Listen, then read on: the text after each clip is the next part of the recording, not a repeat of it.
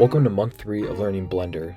This is a series I've been doing for the past couple months to track my Blender progression, write down the information that helped me in certain topics, and stay motivated to keep creating. This month I dug into the basics of animation and the fundamentals of bringing a character to life. As always, please leave any tips and feedback below for those of you who are more advanced. With it being December and the busy end of the year, the time just flew by this month, meaning I did not get as much done as I wanted to. To start the month off, I went straight to YouTube and watched Carlino's basic animation tutorial for impatient people. This is the perfect video for people trying to get into understanding what animation is in Blender. I would highly recommend these two videos by him. With this, I have two main findings from learning animation in Blender. You have the automatic way and the manual way. For the automatic way, you have resources like Rigify and Mixamo's Rigify add-on. These are more easy to use, beginner friendly, and that is what I've been sticking with mostly. When it comes to manually animating a model or character, there are about 4 different principles that I learned. Step 1 is placing armatures. If you don't know what an armature is, it is a skeleton that controls your character's movement. They consist of bones that are placed inside of the model. To get started, you can just simply click Shift A, go to armature, single bone, then go to edit mode to position and add bones to it. Some good tips are to enable X-axis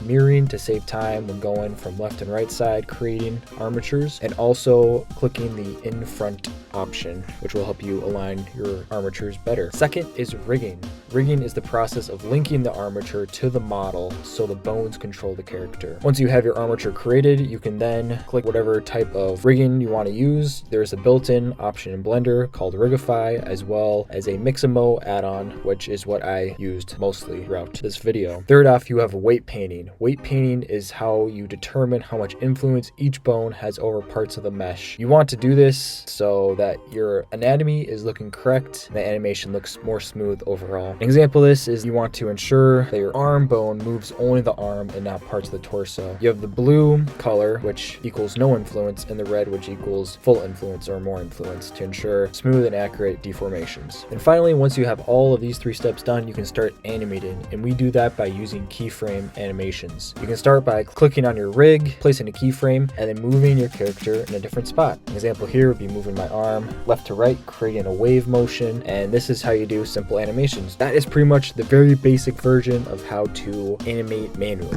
From here, I wanted to create a short scene with a simple character animation. So to begin this process, I went to Sketchfab and found some recent models for the popular Marvel Rivals game and dragged them into Blender and...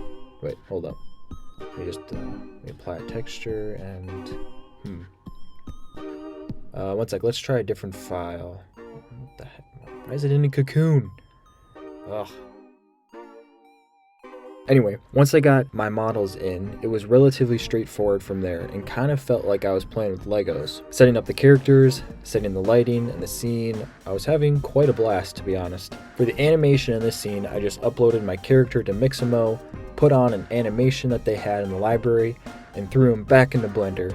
Then using the Mixamo rig add-on, I was able to get an intuitive rig fairly quickly. This is a very helpful video for dealing with Mixamo animations, including combining multiple animations together. I would recommend that as well. Here's what I was able to make.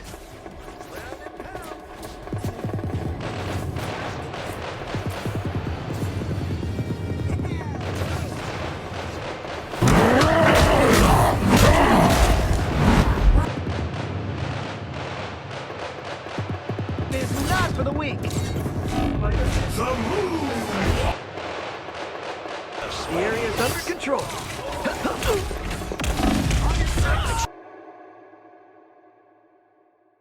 Later in the month, I got sidetracked a little bit and discovered transparent backgrounds, which led me to create this guy. It's a bee. It's a bee, guys, and it's transparent, and I can do this with anything. And also this other edit of Dr. Jones himself. Check this out. Give me the whip. Throw me the idol. No time to argue. Throw me the idol. I throw you the whip. Give me the whip. Adios, señor. Following the success of the last video and one guy inspiring me to continue, I took it a step further with more characters and models, which provided a lot of practice for character animation. For simple designs, I used Mixamo. For more complex designs like Juggernaut over here, I used Rigify and manual animation. Here is the result of that. I've had enough of these games. Make way for me! Be careful, little wasp. I have a nasty sting too. You have anger too! For the end of the month, I wanted to combine the VFX and 3D modeling skills I learned the last 3 months, and with the new season of Invincible coming out next month, I created this fun video.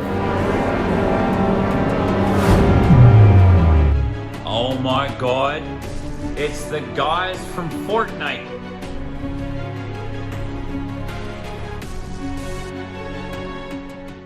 This included a simple model of the portal with an emission for the glow, and then sketchfab models for the city and Invincible skin, while also using an image as plane for the sky background over there. Then for the second part of the video, after he flies through the portal, again, it was just simple motion tracking, camera movements, and then using that model from sketchfab, I was able to put it into Mixamo and get a simple wave and dance animation for the second half. I hope you like it. Anyway, that is what I was able to learn during this last month. Next month, I'll be diving into the madness of simulations and the fundamentals inside of Blender. Once again, feel free to leave any advice down below. It's been a joy learning Blender over these past 3 months, and I can't wait to continue into 2025. See you next time.